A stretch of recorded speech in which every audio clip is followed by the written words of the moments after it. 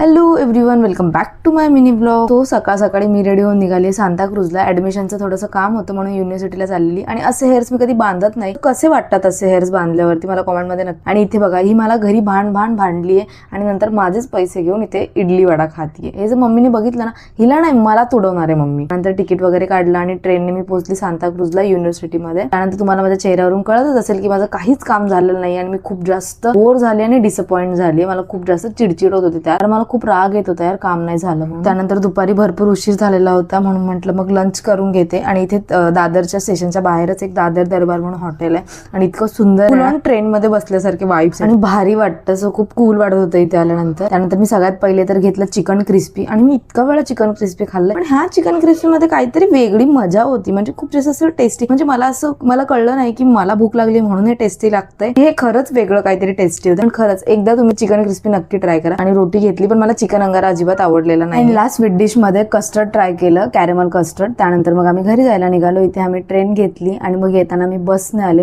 आणि आज बरीच दमले होते मी, कारण खरंच खूप कंटाळा आला होता. त्यात काम नव्हतं झालं. संध्याकाळी आम्हाला क्लिनिकमध्ये जायचं होतं मम्मीला घेऊन. मग मी मम्मीला घेऊन आले आणि इथे ना मला एक क्यूटशी मुलगी भेटली. इतकी क्यूट होती ना यार ही. सो असा होता माझा आजचा दिवस. Thank you so much for watching.